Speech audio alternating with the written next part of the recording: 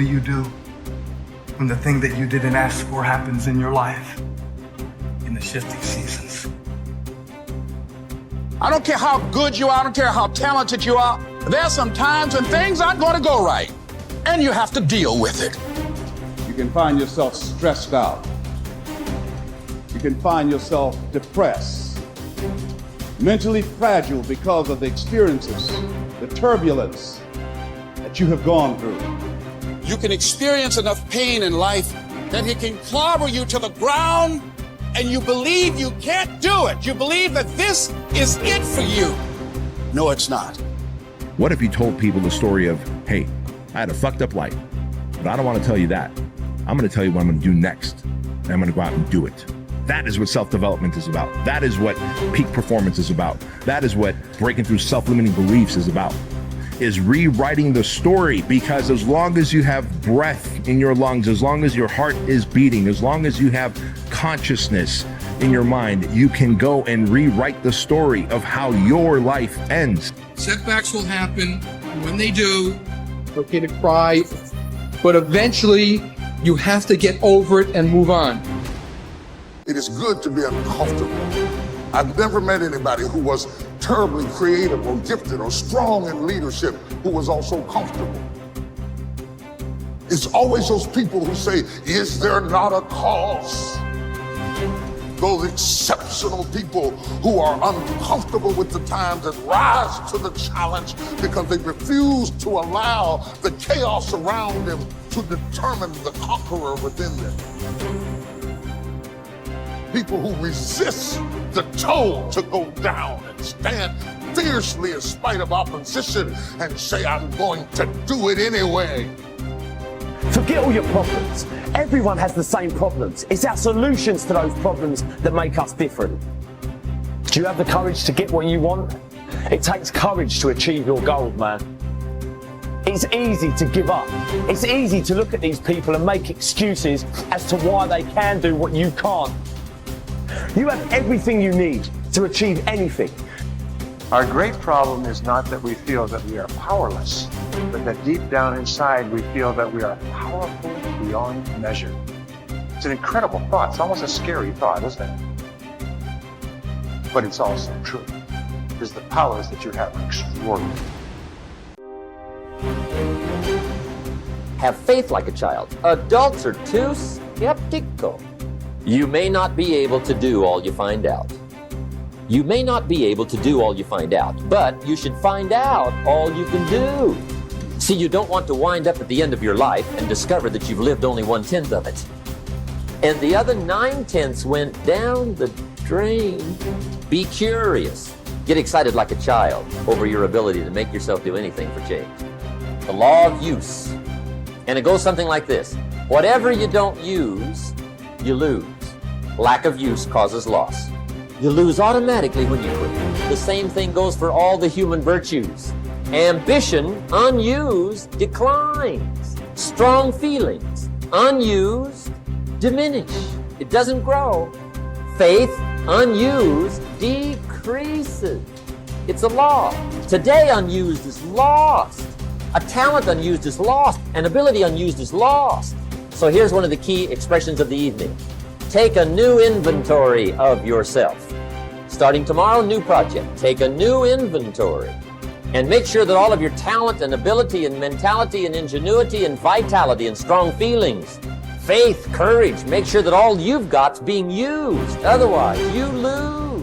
Repetition, repetition, repetition. Go over it. And if you repeat it, go over it, sure enough, someday, some mysterious day, the idea takes root, starts to grow, and shows up in your personality and your lifestyle. I don't care where you come from.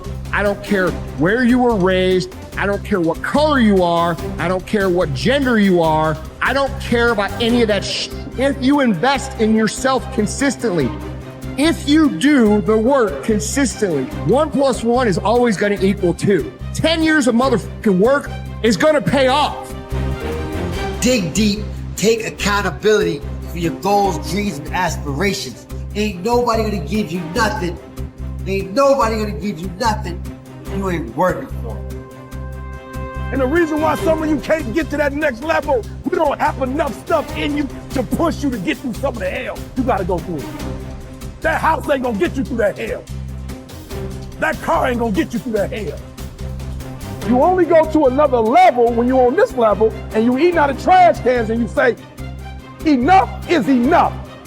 I'll do whatever it takes. Do you, be you, for you. Bye.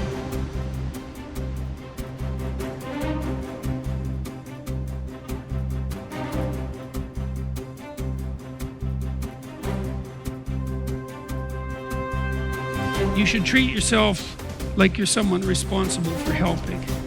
And the first question is, well, why don't you? And the answer is, well, there's a lot wrong with you, you know?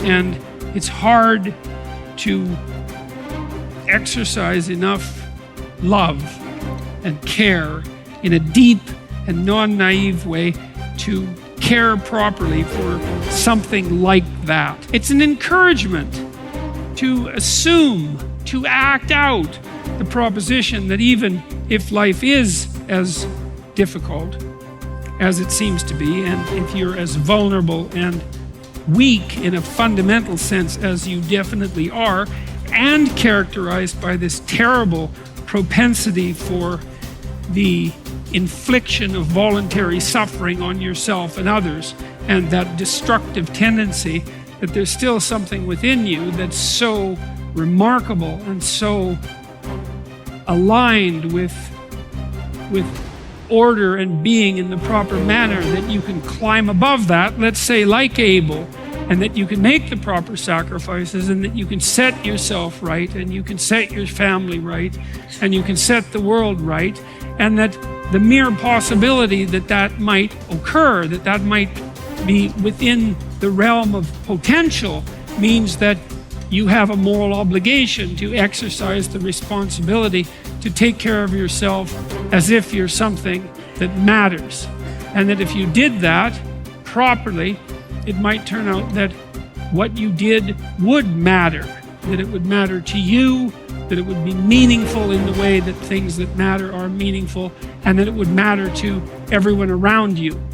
If you aim to be something you are not, you will always fail. Aim to be you. Aim to look and act and think like you.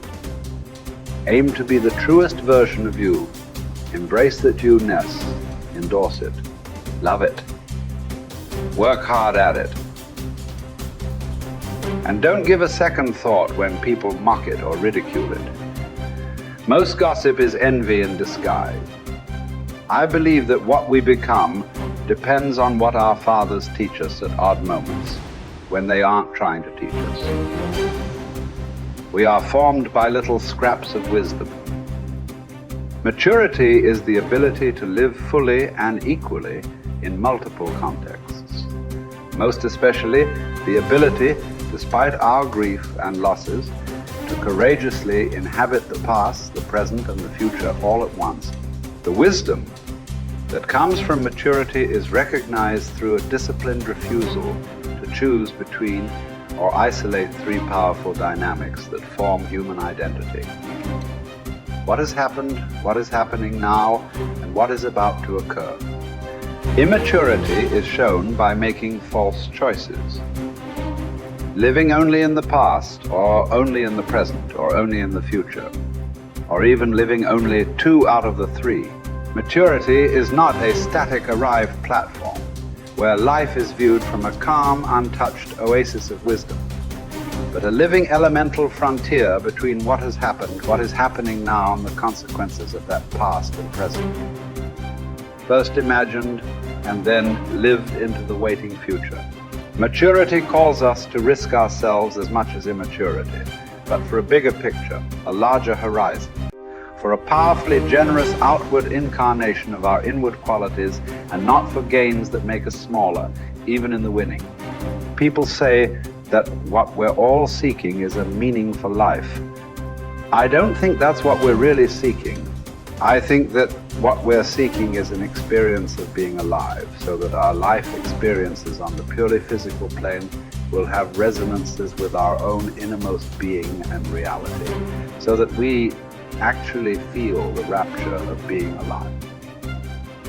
Believe me, there is no such thing as great suffering, great regret, great memory. Everything is forgotten, even a great love. That's what's sad about life, and also what's wonderful about it. There is only a way of looking at things, a way that comes to you every once in a while. That's why it's good to have had love in your life after all, to have had an unhappy passion. It gives you an alibi for the vague despairs we all suffer from.